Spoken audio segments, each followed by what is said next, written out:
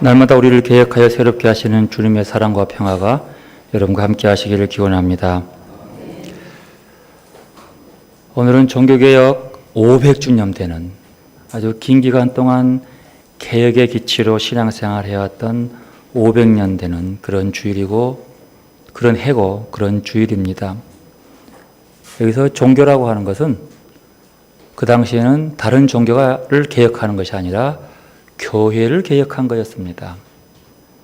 교회가 교회다워지지 못하고 또 교회가 종교화되어지는 과정 속에서 종교개혁이라는 의미를 쓰게 된 겁니다. 개혁의 기초는 회개에 있습니다. 회개를 기초해서 개혁이 되죠. 개혁은 새로워지는 것이에요. 그러면 교회를 개혁한다는 말 속에는 교회에 무엇을 개혁한다는 것일까요? 아니, 왜 교회를 개혁해야 되는 것일까요? 그저 교회가 유지되고 형성되고 사람들 보기에 잘 되면 될 것이지 굳이 그 교회를 왜 개혁해야 하냐는 거예요. 교회의 무엇을, 교회의 개혁의 목적을 왜? 여러분은 개혁교회를 얘기하지만 우리는 개혁교회예요. 근데 이제는 개혁교회를 향해서 개혁해야 한다.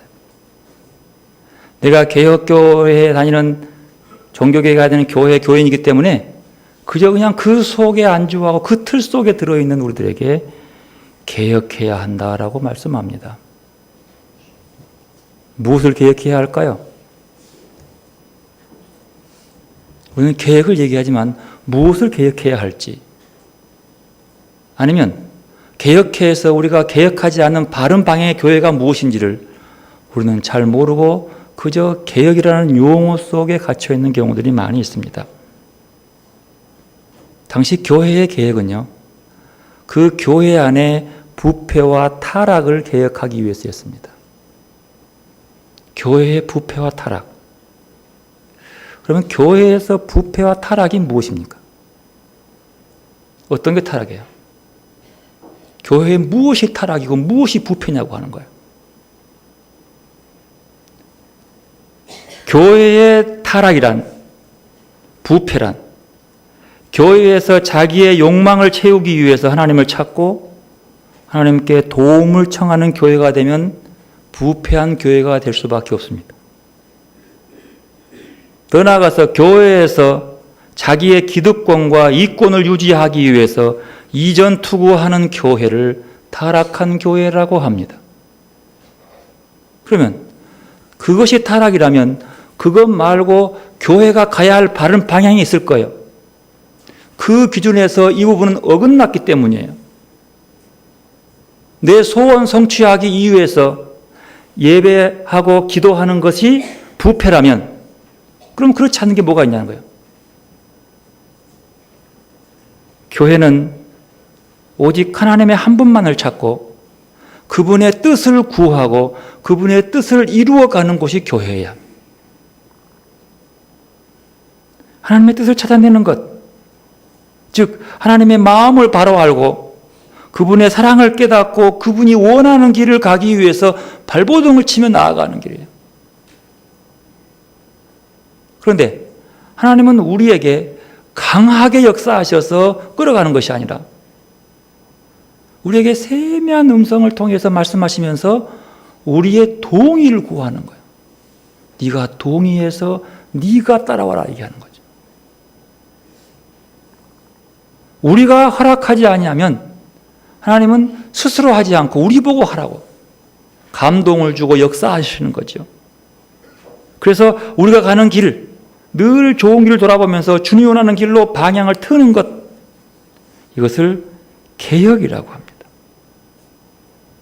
주님을 향해 방향을 트는 것, 이게 개혁이에요. 하나님의 뜻을 찾아내는 것, 그 뜻에 늘 굴복하면서 나를 돌아보고, 인간은 언제나 인간의 욕망과 인간의 소원들이 있기 때문에 이것들을 제거하고 주님의 뜻을 찾아가면서 예를 쓰는 것, 개혁교회가 되어서 그 틀 교단 속에 들어있다고 우리는 개혁된 교회가 아니라고 합니다. 언어와 말의 범주 속에 들어있는 것 말고 진정으로 그 삶 속에서 개혁하는 것. 1483년 11월 10일 마틴 루터가 독일 아이슬레벤이라고 하는 도시에서 태어났습니다.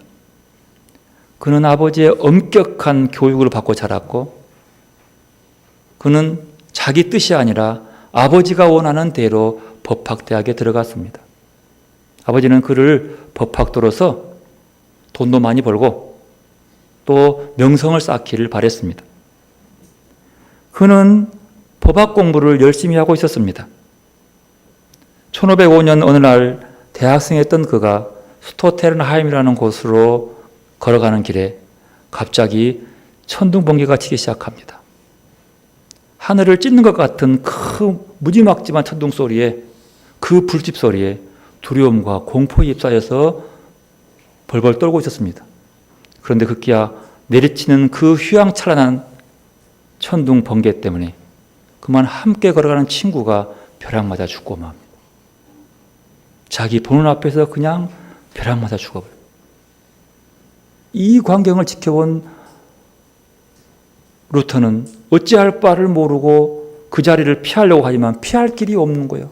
누가 천둥 앞에서 피할 수 있겠어요? 그래서 그는 기도합니다. 하나님, 나 살려만 주신다면 내가 수도자가 되겠습니다. 수도자는요, 수도하는 사람들은 하나님만 바라보고 사는 사람이에요. 다 단절하고 고립된 장소에서 묶여있는 상태를 수도자라고 그래요. 그러니까 하나님만 바라볼 테니까 살달라고 간청합니다. 그는 그 두려움 공포 속에 살아나서 집으로 돌아온 다음에 얼마 안 있다가 아버지의 뜻을 거역하고 법학도의 길을 거절하고 수도원으로 들어가 버립니다. 수도원에 들어갔지만 그의 마음속에는 그 천둥 번개 맞아 죽어버리는 그 친구 죽음에 대한 공포가 늘 자기를 짓눌렸어요. 그래서 그 문제를 해결하기 위해서 상담했더니 수도원의 엄격한 규칙 속에서 하나님만 바라보는 규칙이 있었어요. 어떻게 걸어가야 되고 어떻게 밥 먹어야 되고 어떻게 잠자야 되고 그 꼼꼼한 자금까지 쫙 배워서 누구보다 훌륭한 수도원생이 됐습니다. 모범적인 사람이 된 거죠. 그리고 진지하게 최선을 다해서 그 길을 걸어갔습니다. 심지어 그 수도원의 대표로 로마를 가서 로마의 자칭 빌라도 앞에 빌라도 계단, 즉 예수님이 올라가는 계단이라는 계단을 올라가면서 그는 그냥 걸어가지 못하고 매 계단마다 무릎을 꿇고 그 자리에 키스하고 그 앞에서 주기도문을 외고 또 한 계단 오르면서 그 높은 계단을 계단마다 무릎을 꿇고 머리를 땅에 대고 주기도문하고 올라갔습니다. 여전히 끊임없는 그의 마음 속에는 죽음에 대한 공포와 그곳에서부터 구원에 대한 불안감들이 그를 고민에 빠지게 됐고 이미 거의 다 섭렵해버린 구원에 대한 공포의 해방에 대한 수도원의 규칙들은 섭렵하고 그러면 정말 하나님께서 말씀한 게 뭔가를 찾기 위해서 그는 고민하다가 성경에 빠지기 시작합니다. 성경을 붙들고 고민합니다. 끊임없이 고민합니다. 구원이 뭔가? 내가 구원받았다고 자꾸 얘기하고 고해성사 해가지고 용서받았다고 사절에부터 말씀을 들어오지만 마음이 시원치 않아. 뭔가 좀 2%가 부족해. 이게 어떻게 이 속에서 주님이 내게 임하면 이게 뭔가 있을 텐데 고민합니다. 그리고 자기의 모든 죄가 확실히 용서받았다는 선포는 여러 번 들었지만 자기 마음속에는 해결되지 않는 부분이 있는 거예요. 죄에 대한 부분. 그렇게 고민을 하면서 그는 방황하기 시작합니다. 비틀어진 것이 아니라 끊임없이 그 길을 찾아서 예민하게 고민하며 말씀으로 더 깊이 들어갑니다. 이것을 루터가 영적의 시련의 시기다고 합니다. 여러분 하나님을 깊이 만나러 들어가고 하나님과 1대1의 관계로 들어가면 루터와 같은 신앙의 모습이 우리에게도 있습니다. 적당히 타협하면 신앙에 고민이 없어요. 평안해요. 하지만 진정으로 죄 용서와 구원의 문제와 하나님으로 내 마음에 채우기 위한 고민을 하게 들어가니까 그는 굉장히 많은 고민에 빠져요. 왜? 지금까지 배워온 가톨릭 교리로서의 부모로부터 배운 것, 수도원 들어와서 배운 그 엄격한 규율들을 다 지켜봐도 그것이 아닌 거예요. 그래서 지금까지 알고 있었던 구원의 길의 방법론들이 하나하나 깨어지기 시작합니다. 이거 좀 의심이 가기 시작합니다. 하나님 말씀하고 뭔가 좀 다른 부분이 있네? 다시 돌아봅니다. 고민합니다. 물론 그 교리도 철저히 성경적으로 근거했지만 그 교리 안에 갇혀있는 자기 모습이 너무 한심스러운 거예요. 그래서 하나하나 그 속에서 자기의 신앙적 확신, 구원의 천주교적인 교리적 관행들이 깨어지고 무너지는 시기를 영적 시련의 시기라고 하는 거예요. 회의하는 순간 그 마음이 찬 확신이 깨어지고 부서지고 하나하나 덜어내지는 순간의 고통과 아픔. 내 자아가 깨지는 것처럼 고통스러운 게 없어요.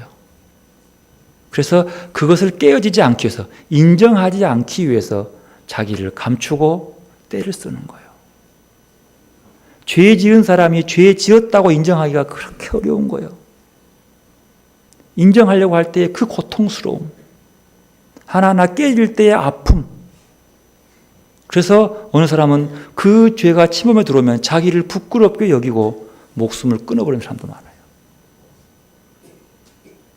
더 악한 사람은 끊지 않지만 그런 모습이에요. 그것을 영적 어두움이래요. 영혼의 어두운 밤이라고 해요. 그 속을 헤매요. 그러나 그 어두운 밤은 타락한 밤이 아니라 끊임없이 하나님을 찾아가면서도 보이지 않고 찾지 않는 길, 그걸 영혼의 어두운 밤이라고 그러는 거죠. 여러분, 우리가 영혼의 어두운 밤을 거치지 않고는요, 하나님을 진짜 만날 수 없는 거예요. 루터는 그 길을 걸어갑니다. 그리고 신부 앞에서 고해성사를 하면서 그 속에서 고해하고 용서했다는 말씀을 듣고 기뻐야 되는데 마음이 기쁘지를 않습니다. 자기 확신이 깨어지는 것. 이걸 자기 부정이라고 해요. 신앙생활을 오래 하면서 신앙생활의 규칙이 깨어지면서 점점 말씀 앞에 이것이 아니구나. 내가 너무 종교화되어 있고 규칙화되어 있고 습관화되어 있는 신앙들이 깨어지는 고통을 겪어가면서 그것을 자기 부정이라고 하는 거예요. 중세교회가 내세운 고해성사는요, 이것을 자기중심적 방법인 종교 시스템이라고 합니다. 즉 인간이 고안한 것들이에요. 하나님의 말씀이 아닌 거예요. 이것을 인간 중심적 신앙이라고 해요. 루터가 붙잡은 것은요, 말씀을 붙잡은 거예요. 하나님이 무슨 말씀을 하고 있는지를 붙잡았던 것이죠. 교리 속에, 종교적 시스템 속에 묶여있는 하나님을 찾아내서 만족을 얻는 것이 아니라 성경에 나타난 참 하나님을 찾으려고 발버둥을 쳤던 것입니다. 그런데 그렇게 말씀을 붙잡고 뒹굴고 질문하고 고민에 빠진 하나님은 바로 그 고민하는 그 말씀 속에서 루터를 기다리고 계셨습니다. 그를 기다리고 계신 그 주님을 그 말씀의 행간 속에서 만나는 루터는 인간을 사랑하시고 힘이 되시고 능력이 되시고 구원이 되시는 하나님을 드디어 그 말씀의 행간 속에서 발견하게 됩니다. 그래서 그는 하나님의 사랑과 용서하심 그리고 구원은 전적으로 믿음을 통해서만 이루어질 수 있음을 읽어낼 수 있었던 거예요. 바로 이 루터의 성경 읽기가 오늘 우리에게 믿음으로 구원 얻게 됨을 알려주는 사실이었습니다. 그런데 이 루터의 이 고민스럽게 얻어내는 이 성경 읽기가 오늘 저에게도 여전히 우리의 현장 속에서 그 당시 루터가 했던 고민처럼 방황하게 합니다. 믿음으로 구원 얻는다고 하면서 말로만 내가 믿음에 들고 교회에 열심히 나가고 내가 믿어, 내 구원 있어 라고 말로만 확신하고 돌아서서는 옛사람의 모습을 그대로 살아가고 있는 거예요. 신앙생활도 여전히 하나님 중심이 아니라 인간 중심으로 하고 있는 거예요. 그러면서 말합니다. 나는 믿음으로 구원됐으니까 행위로 얻는 것이 아니지. 믿음으로 구원 얻는 사람은 옛사람의 행위를 끊어버리고 새로운 행동을 살아가야 돼요. 마치 자기가 행동하지 않는 것처럼. 이렇게 말하면서 자기 합리화를 시키고 자기 만족을 누리는 이런 엉터리 같은 이기적인 신앙. 그런 가벼움이 아니라 내가 믿음으로 새로워지면 이전 생활을 끊고 새로운 방법으로 살아가는 거예요. 이전 방법 그대로 살면서 거기에 믿음으로 말로만 덧붙여가지고 하나의 포장해버리는 인간의 모습. 드디어 루터는 말씀에 붙잡히게 됩니다. 루터는 고백합니다. 내가 말씀을 읽는 것이 아니라 말씀이 나를 읽었다고. 그러면서 우리에게 가르칩니다. 말씀을 네 중심으로 읽지 말고 말씀이 너를 읽을 수 있도록 드러내 보여주라. 말씀에 읽힐 수 있도록. 오늘 고린도후서 5장 16절 말씀은 이렇게 말씀하고 있습니다. 그러므로 우리가 이제부터는 어떤 사람도 육신을 따라 알지 아니하노라. 비록 우리가 그리스도도 육신을 따라 알았으나 이제부터는 그같이 알지 아니하노라. 사람은 예수 믿을 때는요, 육신에 따라서 그리스도를 믿습니다. 육신의 소원 성취하기 위해서. 극단적 예를 들어보면 어떤 사람은 병 낫기 위해서, 어떤 사람은 아들 낳기 위해서, 어떤 사람은 자기의 사업의 안정을 위해서, 어떤 사람은 자기의 위험한 이 사업이 평안하게 되기 위해서, 모두가 다 육신적인 소욕대로 육신의 잣대로 가지고 보는 거예요. 세번역은 이 육신을 따라 이 말을 육신의 잣대로 이렇게 얘기해요. 육신의 잣대를 들이대서 그리스도를 따랐다고 하는 거예요. 그 잣대가 뭡니까? 세상적인 판단, 세상의 기준을 따라서 살아가는, 세상의 기준에서 남보다 우월하는 사람, 강조하기를 예수 믿는 미국 봐라, 잘 살지 않느냐. 이것은 모두가 다 육신의 잣대로 보는 거예요. 바울도 그렇게 육신의 잣대를 들이대면서 그 방법으로 예수를 믿으려고 하고 증명하려고 했었어요. 그런데 정말로 십자가의 주님을 만나고 보니까, 정말로 부활의 주님을 만나고 보니까 그것이 아니더라는 거예요. 그래서 이제는 육신의 잣대로 바라보는 그리스도를 믿지 않겠다. 그것을 알려고 하지 않겠다고 하는 거죠. 육신의 잣대를 벗어나는 것, 오늘 우리의 신앙에도 굉장히 중요한 부분이라는 거예요. 개혁교회가 개혁돼야 하는 이유가 개혁이라는 틀 속에서 굳어져 가지고 육신의 잣대로 모든 것을 판단하는 그것, 그 방법을 깨트려야 합니다. 이제부터는 그렇게 그같이 알지 아니하고 하나님의 방법으로 하나님의 뜻대로 십자가를 통해서 보겠다라고 얘기하는 거예요. 그러면서 그는 말하기를 그런즉 누구든지 그리스도 안에 있으면 새로운 피조물이라. 이전 것은 지나갔으니 보라 새 것이 되었도다. 이전 것은 옛사람이야. 옛사람의 방법은 지나갔으니 새로운 사람의 방법 어디? 그리스도 안에. 이것이 거듭난 사람들의 모습인 거예요. 이전 것은 지나가는 그 모습. 가끔 이렇게 말해요. 육신의 반대말을 영혼으로 보는 경우가 많습니다. 그걸 플라톤적 이분법적이라고 할 수 있죠. 이 플라톤 이분법적 감정은 기독교의 부분들을 현격하게 훼손하는 그런 부분입니다. 영육을 구분해서 육은 악하고 영은 선하다. 이렇게 강조해요. 근데 여러분 그럽니까? 악한 사람이 영은 선하게 보이던가요? 그런 뜻이 아닙니다. 그의 삶의 모습이 전적으로 육적인 삶에 빠져있는 상태, 영육이 함께 가는 거예요. 두 개를 구분할 수 없어요. 내 육신은 죄를 짓는데 영혼은 딴 데가 있습니까? 물론 영혼의 음성을 듣고 순종하면 하나요. 육신은 언제나 영과 육이 하나로 오는 거예요. 이 이분법이 뭐냐면요. 도둑질 했어요. 훔쳤어. 너무 좋아서 역시 훔쳤어. 들켰어. 뭐라 할까요? 이 손이 죄졌다고 말이야. 이 손이 말이야. 이게 왜 이게 내가 지금 내 마음은 아닌데 이 녀석이 가서 훔쳐왔다고. 이것과 같은 거예요.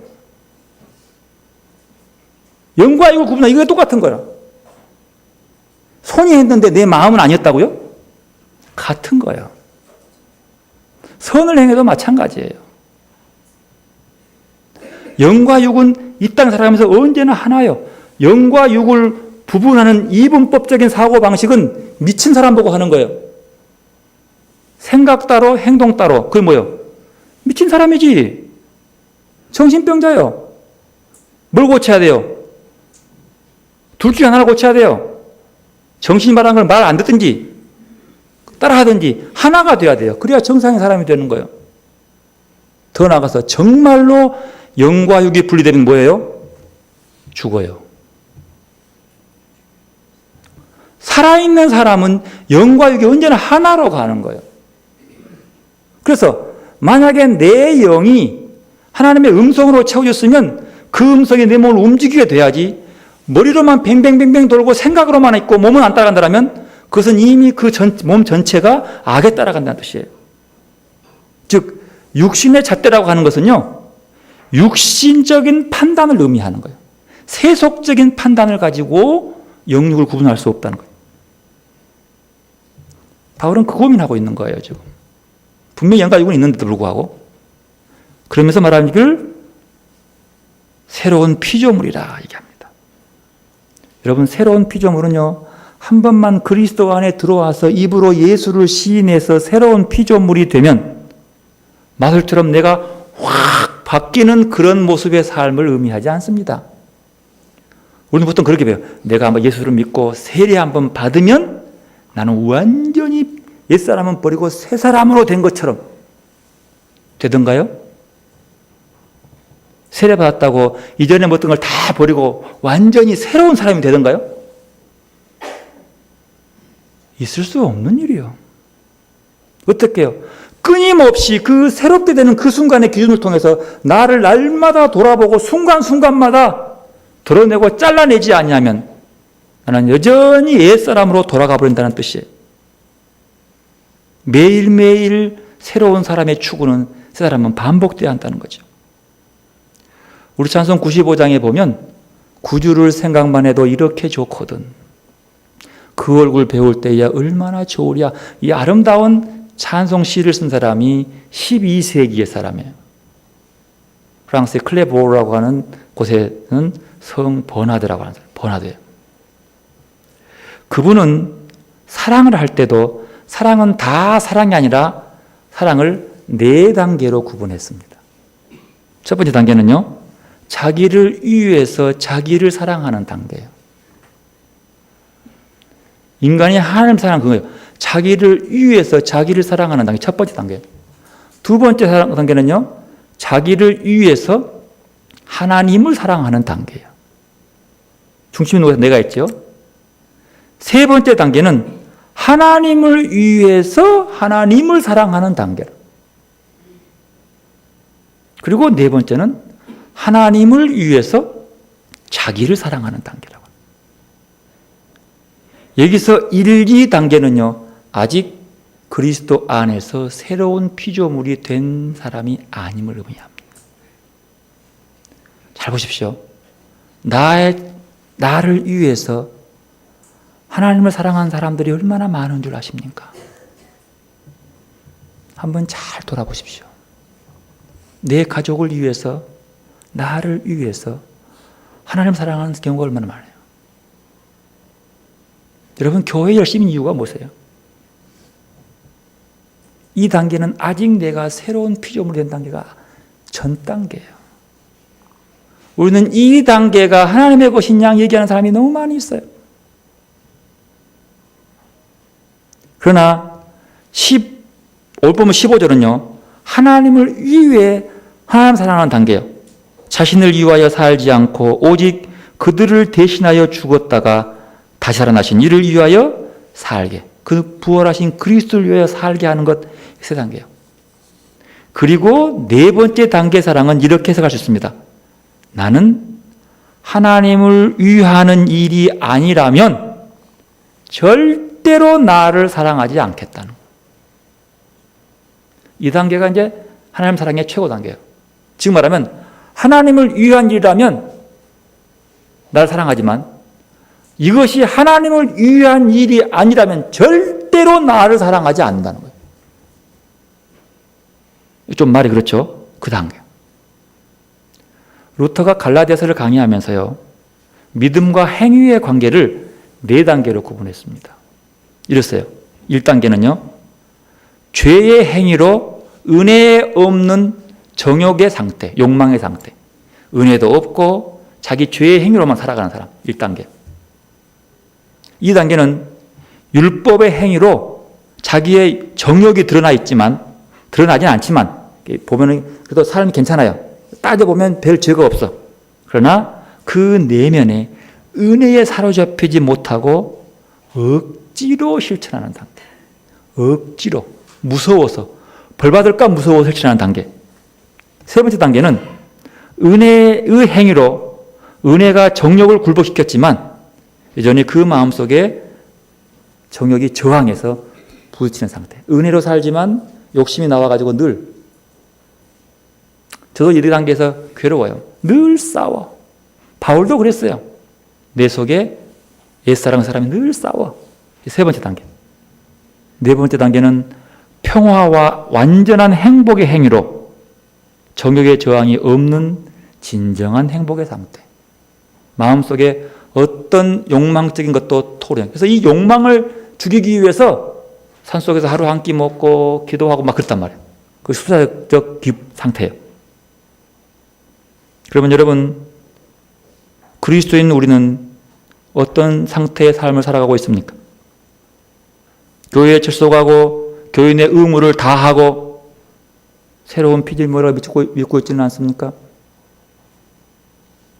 500년 전 판매되었던 중세의 면죄부로가 오늘 우리 곁에는 없는지, 우리의 신앙에 중세에 판매됐던 면죄부가 그런적인 신앙은 우리에게 없는지. 루터의 개혁의 95개 조항 제 첫 번째 조항은 이렇습니다. 그리스도께서 회개하라고 하셨으니 우리 삶이 회개되어야 한다. 뭐가 회개돼요? 삶이. 우리의 생각이나 우리의 말이 회개하는 것이 아니라 우리의 삶이 회개되어야 한다라고 말씀합니다. 삶을 회개한다고 하는 것은 지금까지 육신의 소욕을 따라 살아왔던, 육신의 잣대로 평가됐던 그런 삶의 방식을 지우고 그리스도 안에 주어지는 새로운 삶의 방식으로 살아가겠다고 하는 것이죠. 바울처럼. 이것이 새로운 피조물이 되었다고 하는 겁니다. 혹 새로운 피조물이 되었다는 말을 더 이상 회개할 것이 없다는 것으로 이해하고 있지는 않습니까? 그렇게 이해하면 그 사람은 새로운 피조물이 아니라 죽을 수밖에 없는 죽음의 자리에 있는 사람입니다. 오직 이런 사람은 자기 유익을 위해서 여전히 육신만을 생각하며 교회에 나온 사람들이에요.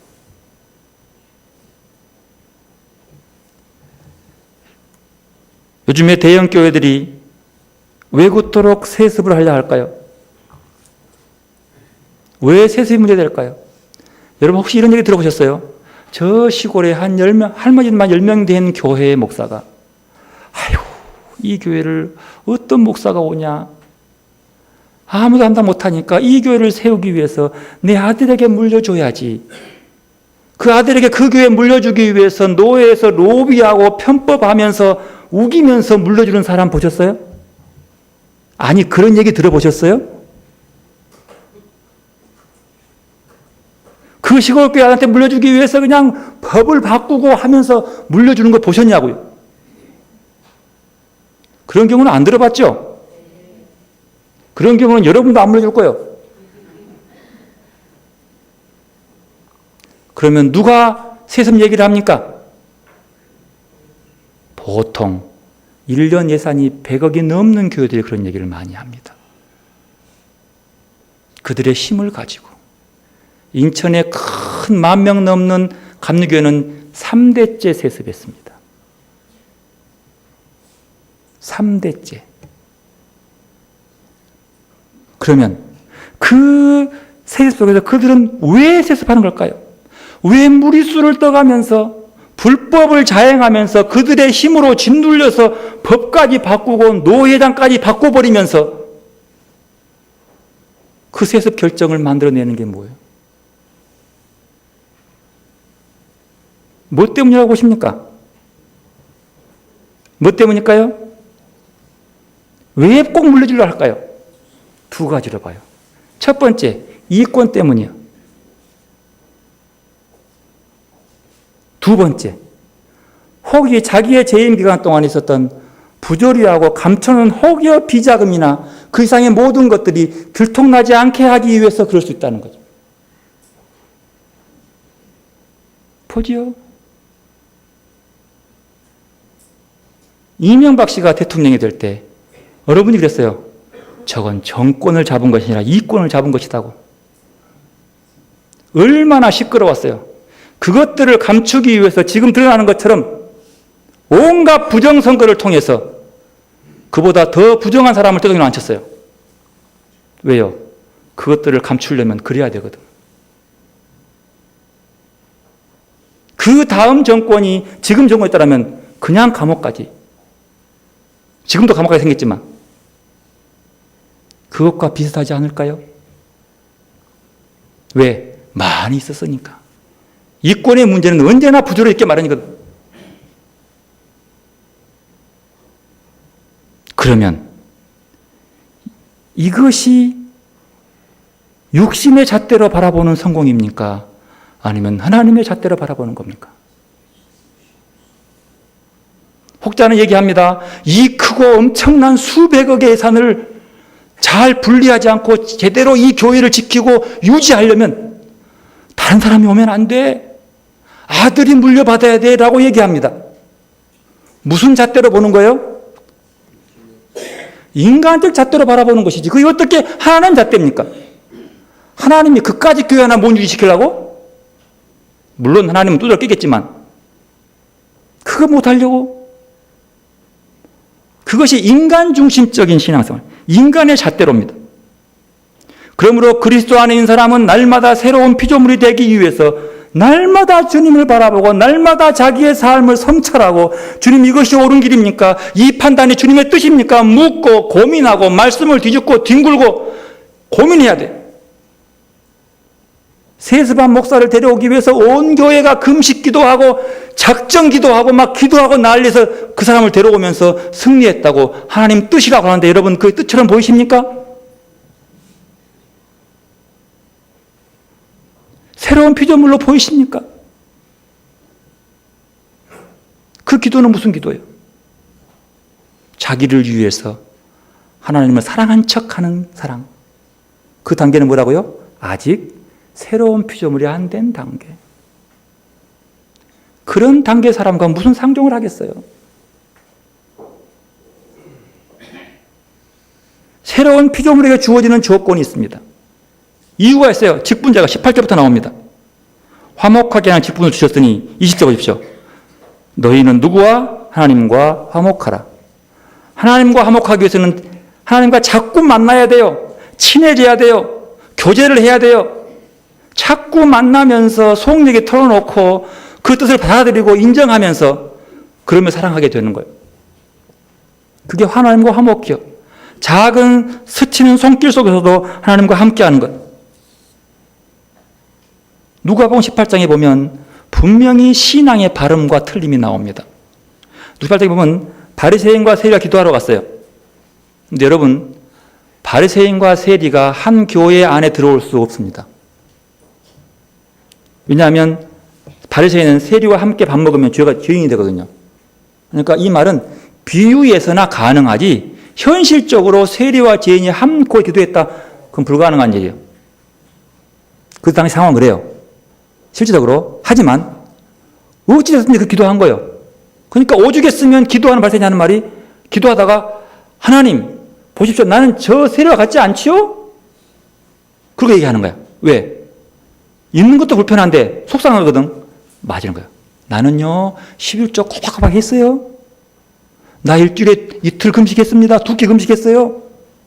내가 뭐 저 간음에서 도색했습니까? 이런 사람 어디 있습니까? 자기 얘기했어요. 근데 그렇게 기도하는 그를 향해서 예수님 말합니다. 그 사람이 아니라 저 세리가 의롭다 했다고. 물어볼게요. 세리가 왜 의로워지는 겁니까? 왜 의했죠? 오늘 말씀에 나오죠.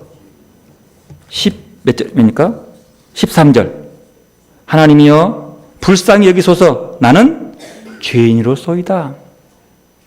하나님 앞에 자기를 불쌍히 여기면서 자기가 죄인임을 인정하는 것. 진짜로 세리는 죄인이요. 세금 가지고 도둑질했으니까 죄인이요. 그 죄를 아는 것. 그가 의로워지는 거예요. 근데 바리새인은 진짜로 사람은 잘 살아왔어요. 눈에 보기에, 사람 보기에도. 근데 그는 그걸 가지고 남과 비교해서 자기의 우월감을, 자기를 높이는 그자.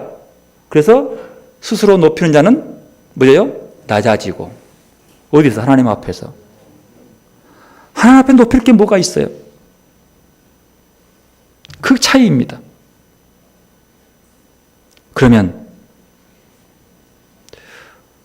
하나님이 나의 지식 안에, 나의 이해 안에, 나의 판단 안에 갇혀버리지 않도록 하는 것이 개혁입니다. 어쩌면 우리들의 교회와 교단의 이해 안에 하나님을 가두어 버린지 아닌지 돌아봐야 합니다. 교단법에, 노예법에, 교회법에 하나님의 뜻을 가두어 버리는 것이 아닌지. 그건 하나님이 아닙니다. 우상이요. 내가 규정해 놓은 하나님, 하나님은 그 이상에 있는 거예요. 이스라엘 백성들이 금송아지를 만들 때에 다른 신을 만든 것이 아니었습니다. 그게 누구요?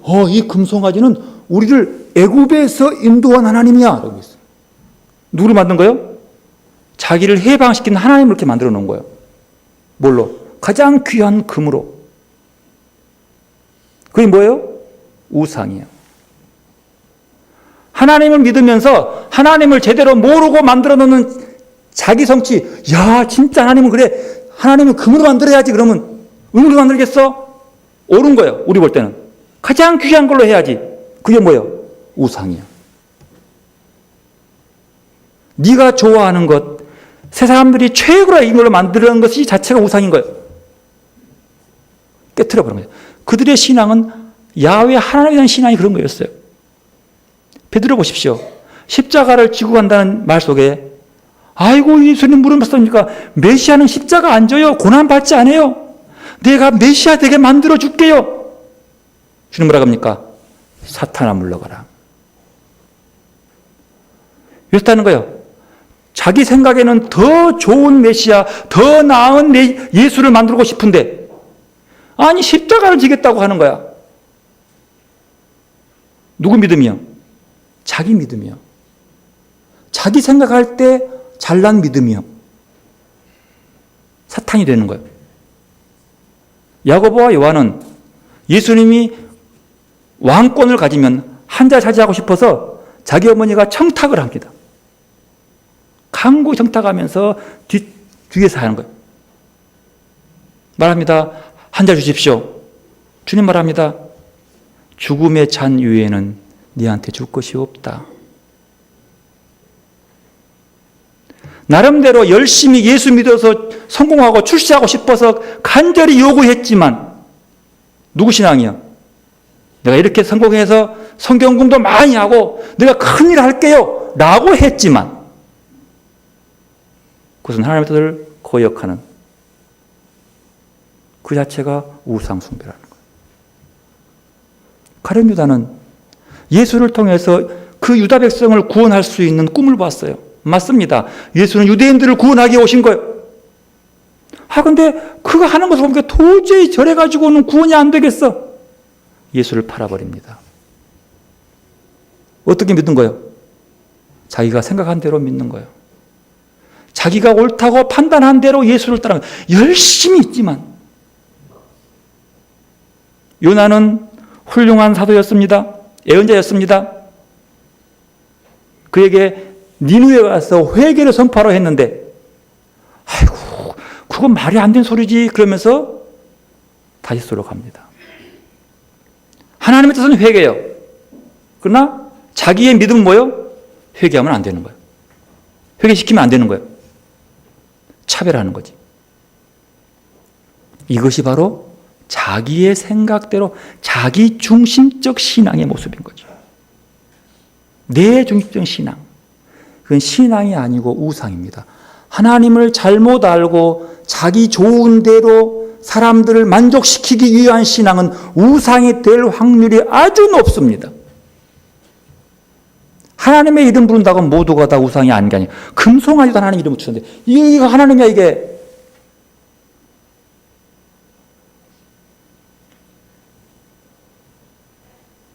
지난주에 말씀드렸습니다.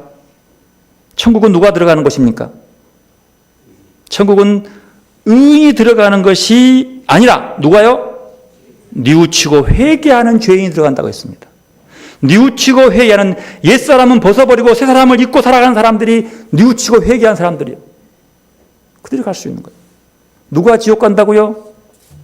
죄인들이 가는 것이 아니라 누가 간다고요? 뉘우치고 회개하는 의인들이 가는 것이에요. 아니요. 그는 회개하지 않는 의인들이 가는 것이 뭐예요? 지옥이에요. 회개치 않는 의인들이 가는 곳이 지옥이에요. 하나님의 말씀 앞에서 나를 비추어서 깨어지지 않는 신앙, 우상 숭배와 다름없습니다. 말씀에 의해서 자기를 꺾고 자기를 비우고 자기 십자가를 지고 주님의 길을 따르지 아니하면 그것이 어떤 결과와 성과가 있다 할지라도 우상의 길이 됩니다. 금송아지를 만들어도 말이에요. 그러므로 오늘 또 주님은 우리에게 말씀하십니다. 기다리십니다. 그리스도 안에서 새로운 피조물로 새롭게 빚어지는 삶을 살아라. 네 중심적, 네 좋을 대로가 아니라 하나님 중심의 삶을 통해서 살아가라고 우리에게 권고하고 계십니다. 이 시간 겸손하게 주님께서 내게 말씀으로 다가오셔서 우리를 기다리시며 그 말씀 안으로 들어오기를 원하시는 주님 앞으로 들어가시기를 바랍니다. 기도로 나가십시다.